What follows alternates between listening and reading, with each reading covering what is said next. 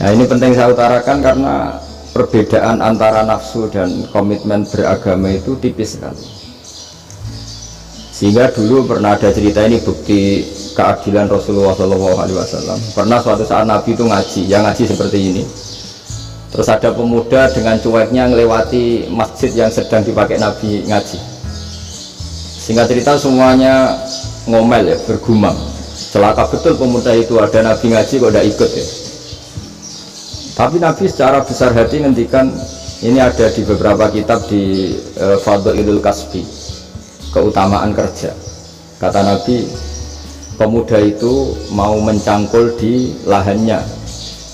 Jika dia mencari nafkah untuk keluarganya, untuk kebaikannya, maka itu bagian dari ajaranku. Jadi Nabi berbesar hati bahwa kerja seperti itu bagian dari ajarannya. Jadi tidak harus datang ke majelis ngaji. Dan bisa saja yang sedang hadir itu ya orang yang hindari istrinya minta belanja dari ngaji terus benar dituntut belanja kan gitu. Mungkin anak-anak UMM yang kesini daripada tengok-tengok yang Malang bosan jalan-jalan ke Rembang. Nah, jadi nggak mesti benar juga niatnya gitu. Jadi ya sama itu. Jadi kalau di dunia kiai yang masih orisinil itu nafsu itu benar-benar dilatih. Maka masyhur dalam cerita ada orang perang sama Ali radhiyallahu anhu.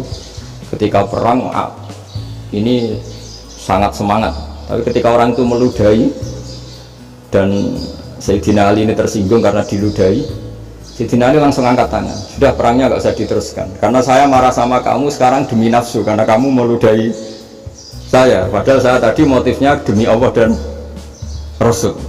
Jadi sangat tipis bedanya kita emosi karena diri kita dan emosi karena Allah dan Rasul. Sehingga ketika diludahin ini terus beliau mikir jangan-jangan perang saya karena saya diludahi. Nah, yang hilang dari peradaban modern adalah Allah itu tidak begitu hadir di hati kita. Saya sering cerita di mana-mana, teks hadis itu sebenarnya berbunyi gini, ini hadis sahih. Mangka na yu'minu billahi wal yawmil akhir fal yukrim jarohu. Ada yang fal yukrim jarohu doifahu, ada yang fal yakul khairan awal yasmu. Siapa yang iman dengan Allah dan Rasul maka harus memuliakan tetangganya, memuliakan tamunya. Dulu itu ada seorang ulama dipanggil anak muda, dibully terus sekarang. Wahai kiai, datang ke rumah saya. Datang kiai itu.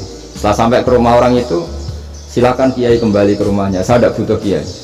Kiai itu dengan riang kembali. Setelah di rumah dipanggil lagi, Pak Yai silakan datang ke rumah saya. Datang lagi, ya senyum-senyum kiainya santai. Wah nggak jadi butuh Pak Yai, silakan kembali lagi. Sampai 3 kali. Oh itu kalau rektor digitukan marah itu, dosen marah. Kiainya santai, santai senyum-senyum rileks. Ketika ditanya kenapa Pak Yai tidak tersinggung, jawabannya unik.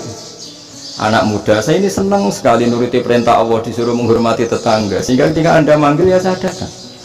Ketika Anda nyuruh pulang ya saya pulang. Saya senang sekali nyenangkan tonggo. Dan itu perintah Allah, jadi tidak ada hubungannya dengan kamu. Wah pemudanya nangis minta dimaafin. Kalau kita kan enggak, kita ini dosen, kiai, mungkin kita doktor, mungkin kita profesor.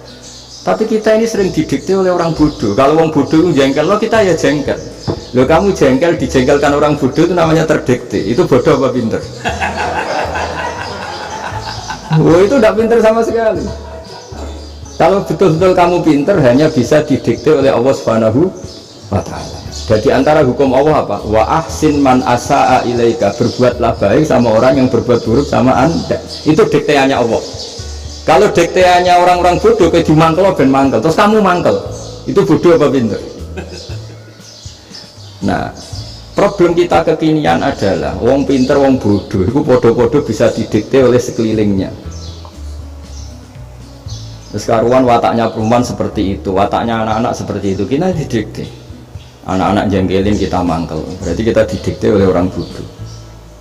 Makanya agama itu unik, kadang ngendikan wa ahsin man asa'a ilaika, kadang wasil mangkoto aka, sambunglah orang yang memutus kamu.